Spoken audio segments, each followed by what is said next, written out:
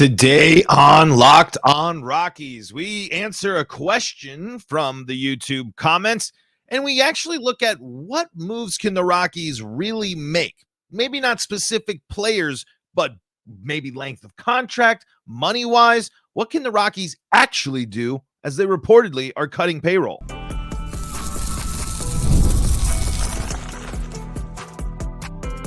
You are Locked On Rockies, your daily Colorado Rockies podcast. Part of the Locked On Podcast Network, your team every day. Rock on Rockies fans, welcome into the Locked On Rockies podcast for today, the 29th day of October in the year 2024. I am the host of the Locked On Rockies podcast, Paul Holden, bringing you your daily Colorado Rockies talk right here on the Locked On Podcast Network, where you can find your team every day. And if your team is the Colorado Rockies, guess what? You're in the right spot, because that's what we do around here each and every day, free and streaming on your favorite streaming services, bringing you that daily Colorado Rockies talk. We're also on the Locked On Rockies YouTube channel, where you can be part of the show. You can fire off your Rockies hot takes. You can let me know what you want to hear about all offseason long, because my goal is to answer your Rockies questions. And if I can't answer them, I'll bring people on the show that can. And really, that's going to actually lead into some of the questions we have today, because there's a whole other layer to this, because I'm not a GM. I'm not in baseball. I've never run a team. I've only been an unsuccessful GM in outside the park baseball. That's about the extent of my GM stuff, but I'm a diehard Rockies fan who's been following this team my entire life. So, I got some ideas at least for the team, and we're going to read a question from the comments section and more, all on today's episode of Locked On Rockies. Before we dive into all of that fun, got to tell you that today's episode of the Locked On Rockies podcast is brought to you by PrizePicks. Download the app today and use code LOCKEDONMLB to win $50 instantly when you play your first $5 lineup. PrizePicks, run your game. All right, folks, so we head over to the Locked On Rockies YouTube comment section here, and David Cooper says, "Hey, Paul, you've been talking a lot about the Rockies adding a veteran bat this offseason after slashing payroll. Why not extend Brenton Doyle with a team-friendly deal like Tovar? The Rockies cannot buy a dynasty like the Dodgers and Yankees, but they could use the Braves approach, where they secured their talent early with team-friendly deals. In recent memory, the free agent signings by the Rockies, Stallings, Cave, Bryant, haven't moved the needle for me as a Rockies fan." It's a great question, and it's a great comment, and I have to imagine that this is something that is in the books. I have no doubt in my mind that the Colorado Rockies are super passionate about the future of Colorado, of Brenton Doyle.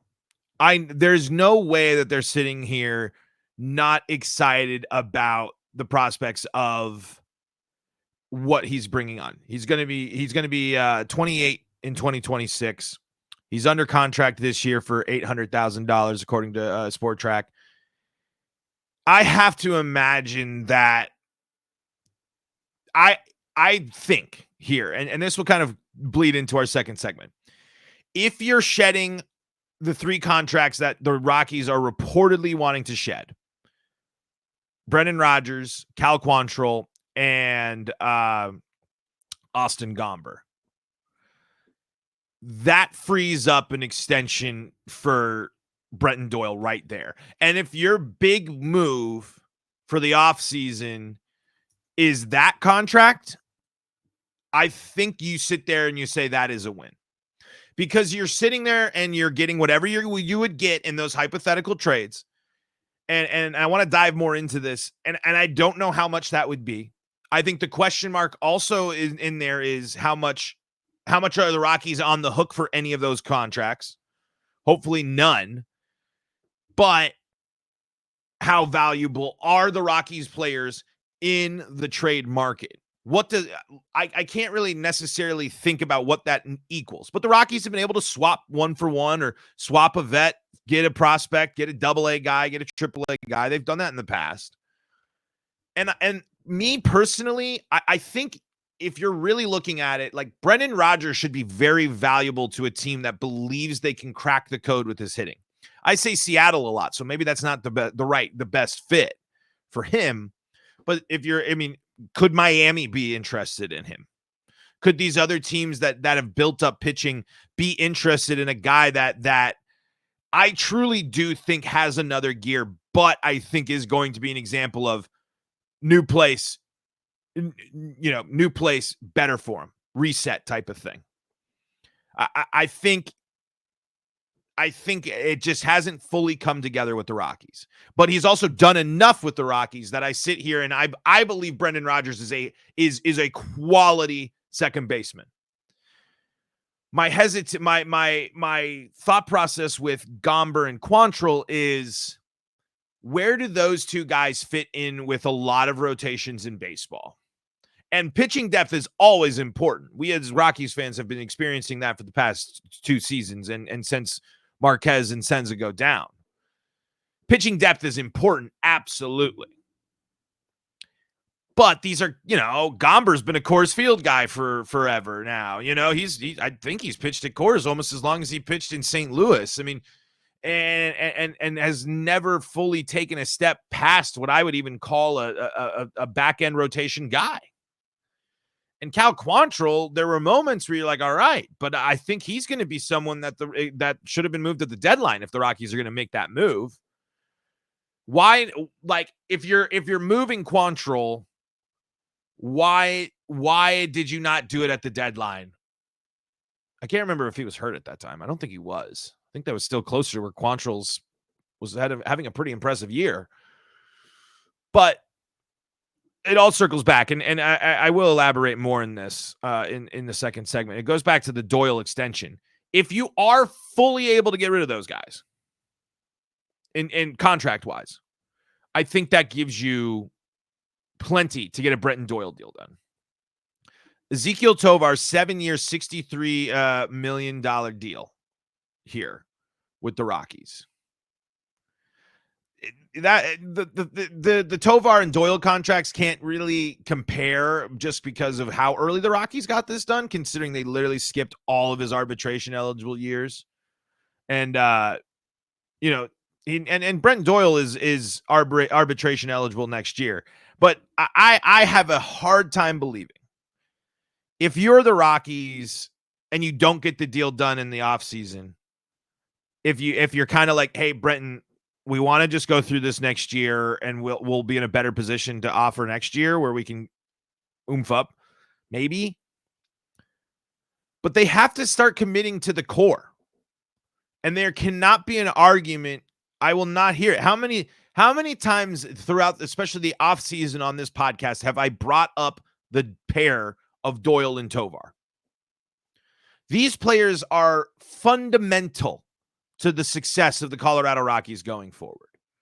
The amount of depth to their game and their strengths play too well at Coors Field for you to get into an arbitration weird thing with Brenton Doyle. Brenton Doyle is not going to be paid $1 million to play baseball for the Colorado Rockies. Yet, there is a great chance of him being an all-star next year. I mean, if Brenton Doyle stays healthy and the trajectory continues and he continues to be consistent like he was in this season, if he is able to recreate this again, which with these younger guys and with stuff, we have to see more consistency, as we know that's going to be a big thing. But if the Brenton Doyle of last year is the Brenton Doyle of norm, that's the norm. Brenton Doyle should absolutely be paid and stay here. The duo of Tovar and Doyle have the potential to be the Cargo and Story. The Cargo and Tulo. The Cargo and Arenado, the Arenado and Story. Throw Chuck in there as well. When you're looking for the young guys that will reinvigorate the excitement about your franchise, it is both of them. It is the Gold Glove defenders, back-to-back years, impressing the league with a guy in center field doing things we haven't seen before in a Rockies uniform, with one of the best improved offensive performances that I feel like I can really even imagine. And I know that's going to sound, oh man, he's overhyping it. Guys, Brenton Doyle was so bad on offense his rookie year. Brenton Doyle was one of the most important, if not the most important offensive piece on the Rockies this year. And the Rockies offense was underwhelming at points, but the Rockies offense also was better at hitting home runs. And guess who was a part of that? So I agree that the team shouldn't overspend on a veteran bat. It's only a priority because it's kind of what you need, and it's kind of what the makeup of the Rockies need at this point, especially with the exception of, does Chris Bryant just fully invest back to hitting? But the problem with the Bryant thing is, man, we just haven't seen enough power when healthy that I'm confident. The bat that the Rockies need to attain is something that is a Teoscar Hernandez, is a Kyle Schwarber, is a guy that is a guy that will hit the hell out of the ball, drive in runs, maybe not hit for average, but when he when he hits the ball, he hits the hell out of it. But I do agree that you can't overspend there. You can't overvalue that, which we know the Rockies love to do, over getting a deal done sooner rather than later with Brenton Doyle. Any risk that the Rockies take with letting Brenton Doyle get close to free agency is a mistake. I am ready to commit to that statement. Because again, even if Brenton Doyle is just an average hitter, he is one of the best center fielders in the game, and he is doing things at Coors Field we have never seen before. That's the game-changing thing. So I think, David, you're in the right ballpark there. I think you absolutely are right there that the free agent signings haven't been that great, the limited ones that there have been. And Doyle should be a priority. But just with the context is, if the Rockies don't need to pay Brenton Doyle this year. So if they needed to, if they need to use that money elsewhere, they can figure it out. But if this team falters in getting a deal done and getting a long-term extension done with Brenton Doyle, that's a mistake. It's just, does it need to happen right now? Does it need to happen here with him on that team-friendly deal with arbitration looming? That you do have that route. But I have a feeling that the Rockies do like signing players they like. I mean, again, look at Marquez and Freeland and Senza and McMahon. There are plenty of examples that could follow the trend. Tovar, but it is just, if slashing payroll is the plan, is it also in the plan to extend that guy? I don't know. Again, GM question, GM talk right there. Hopefully, I would love Brenton Doyle to stay long-term in a team-friendly deal. That sounds great. It's just, does it have to happen now, and will it happen now? Okay. So we are going to talk more about, can the Rockies make quality moves? Or what are people really getting when they get Rockies players in these deals? What can we expect from these deals? Can we get our hopes up for something big? Or are we going to have to feel like we're settling a little bit because the numbers and the Coors Field effect are getting in the way of what is the true value of these players? We'll get into that coming up next on today's episode of Locked On Rockies.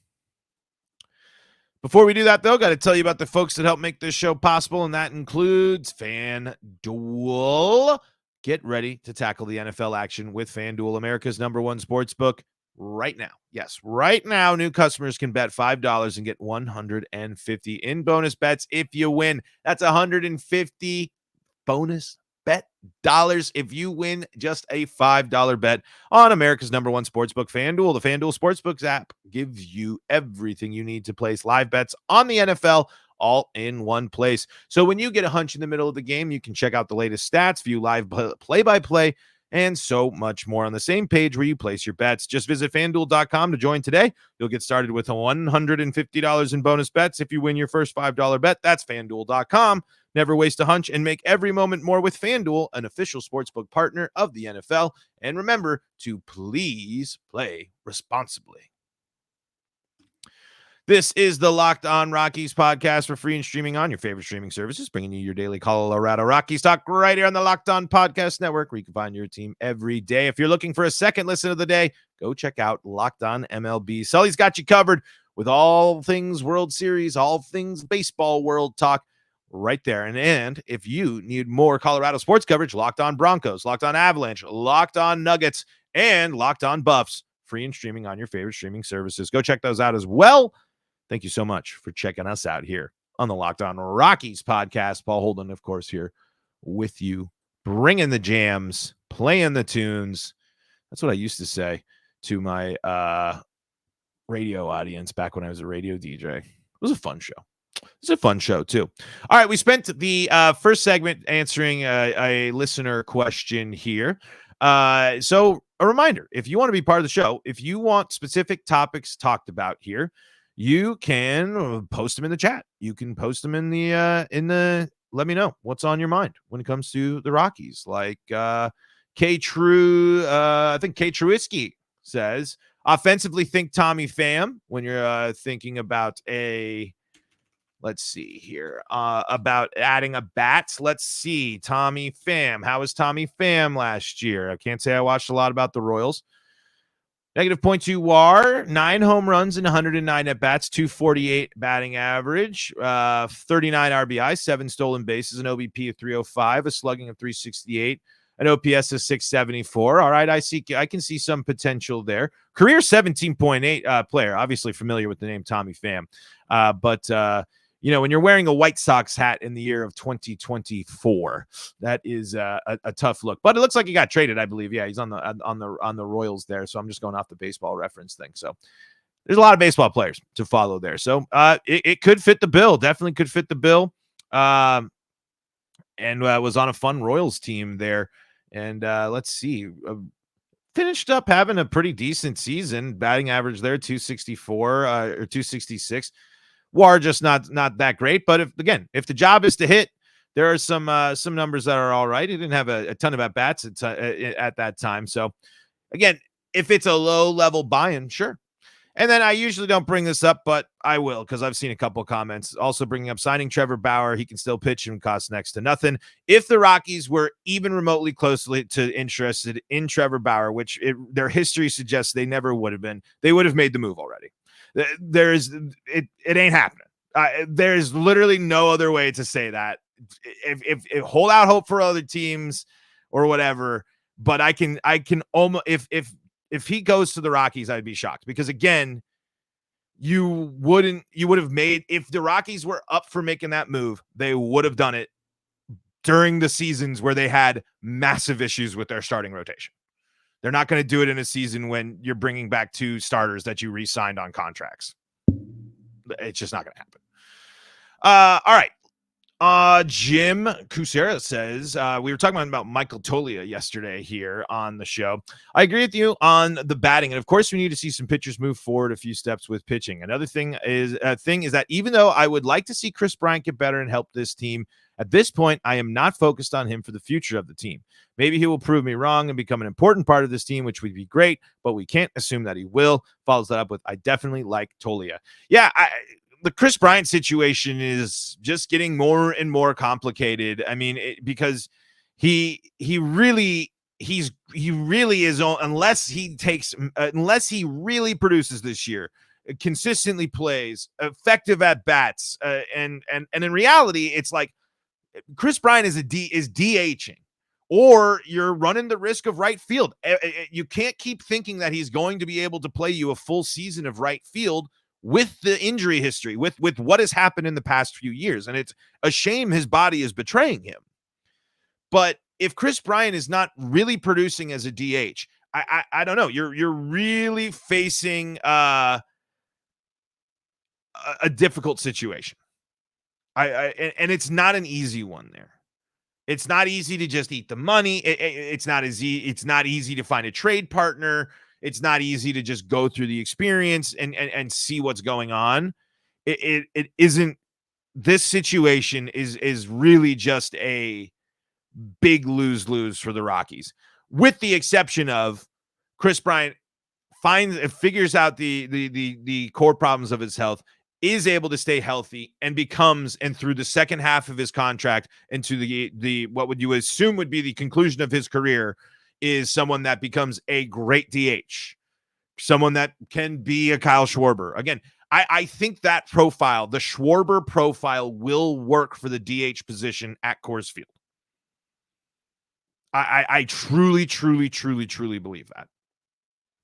But it's a tough situation. And that kind of leads me into the second topic I was going to go to. And I dove into a good chunk of this during the first segment. But I really do wonder the quality of return the Rockies will get. What moves and how much of how impactful of these moves will the Rockies be with these guys?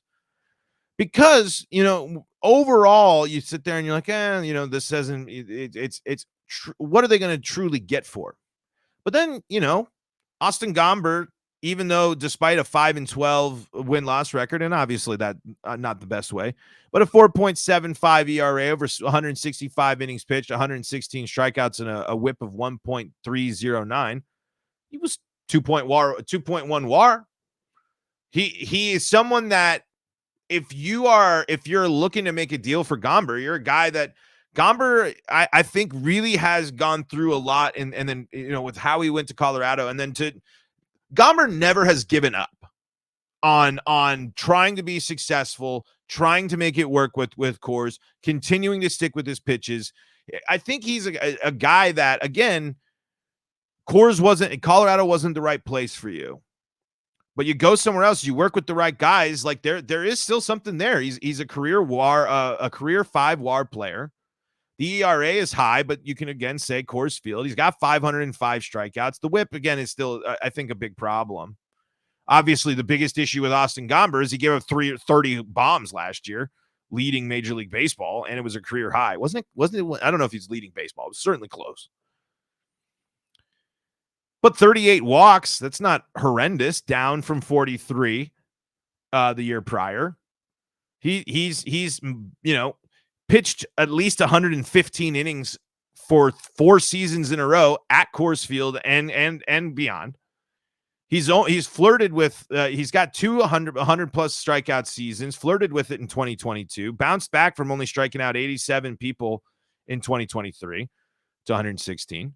So I think, again, that could net you a good couple of play, a player or two. I would say AAA, AA ready. If I'm the Rockies, I'm really focused on double and AAA level players that are still maybe need some time, but not too much time, that can supplement as those next groups coming in. That's what I'm looking for. Cal Quantrill finishes the year 1.6 ERA, 8-11, record 4.98 ERA. I'm sorry, I said 1.6 WAR. 4.98 ERA. Got to correct myself there. 110 strikeouts over 148 innings pitched, 1.517 whip. But again, it's, hey, he pitched at Colorado last year. Get him somewhere else and he'll be all right. Look at his Cleveland numbers. Look at what he did there. Look at the type of pitcher he was there. So again, I do the combo there of those guys. Pitching depth is certainly going to be effective. Is it a mistake for the Rockies to move on from both of those guys? Maybe. I wouldn't mind if Cal Quantrill was, or if you hang on to one, but you don't have any room for a young guy at that point. And at that, I'm not necessarily fully confident in just sticking to that rotation in general. And then again, there's the curious case of Brendan Rodgers. What do the Rockies do? How do other players, what do other teams look at when it comes to the career of Brendan Rodgers? What do they see? Do they focus on the cold starts and some of the health issues, or do they focus on the fact that this is a guy that was, has proven to be, once he heats up, an elite hitter, someone that is clearly can be a difference maker at the dish, just someone that is unfortunately the victim of some really interesting stuff there. I don't know. That's it's a bummer to not have those questions, but when we're talking about what type of deals and what type of offseason the Rockies will have, I think it's truly going to depend on what those trades look like, how much they're able to move on from the contracts and see. But I think those players, they should get that should net the Rockies a decent return. I really do wonder what it's going to be and what it'll look like. What's the focus going to be? Is it going to continue to just be pitchers? Is that going to be the main focus, or will they go a little bit on offense? We'll maybe see if there's some more insight into the offseason and more here. Let's take a quick look at the World Series and wrap this show up for the day and get ready for what might be a Dodgers championship. Let's talk about that coming up next. Before we do that, though, got to tell you about today's episode's sponsor, and that is PrizePicks. PrizePicks is America's #1 daily fantasy sports app with over 10 million members and billions of dollars in awarded winning. PrizePicks has made daily fantasy sports accessible to all. You just pick more or less on at least 2 players for a shot up to win up to 100 times your cash. Run your game all season long on PrizePicks. PrizePicks is the best place to get real money sports action. Join over 10 million users and sign up today, and you can check out the Flex Play, which PrizePicks invented, by the way, which means you can still cash out even if your lineup isn't perfect. You can double your money even if one of your picks doesn't hit. Download the app today and use code LOCKEDONMLB. That's code LOCKEDONMLB when you download the PrizePicks app and get $50 instantly after you play your first $5 lineup. That's Locked On MLB on the PrizePicks app, and you're going to get $50 instantly after your first $5 lineup. PrizePicks, run your game. The Los Angeles Dodgers are 1 win away from the World Series. And I thought, okay, inevitable. Okay, finally the Dodgers can be justified. Okay, I can feel a little bit better about the state of the Rockies when they play the Dodgers and such, and the state of the NL West. But I guess that's really where my thing. I think where I'm at is I'm just kind of like, that's it, Yankees. Like all this, and that's it. And it's way more difficult, man. Dodgers pitching has been great in the playoffs. The Dodgers are proving why they're so good. Freddie Freeman, hello, on one leg. It is just such a letdown in a way, because I was like, man, I was hoping for 7. The baseball's been good. I mean, it's just unfortunately it is that reminder where it's just like, whew, that's it, man. That's what it takes. That's what it takes to be great. That's what it takes to win. That's what it takes to be dominant, man. And listen, it ain't going to last forever. It feels like it's going to last forever. It'll last for a while. Dodgers are going to be inevitable, as they have been for basically my entire existence. But it's going to crumble sometimes. It ain't always going to work. And the Rockies have to be that, and got to become that annoying team. They need to build that rep, just like they have with the Padres, of like, why can't they beat them? It's going to take a lot to get there, but we'll see. I hope it goes a little bit longer, though. We need a little more baseball, a little bit more of this matchup. We need some of this. We need some stars to show out tonight and keep this thing going. But folks, that's going to do it for today's episode of Locked On Rockies. Thank you so much for joining us and making us your first listen of the day. We're free and streaming on your favorite streaming services. Check us out on the Locked On Rockies YouTube channel, and check us out on your favorite streaming services. For your second listen of the day, go check out Locked On MLB. And for more Colorado sports coverage, check out Locked On Broncos, Locked On Avalanche, Locked On Nuggets, and Locked On Buffs. You can catch us right here on the Locked On Rockies podcast.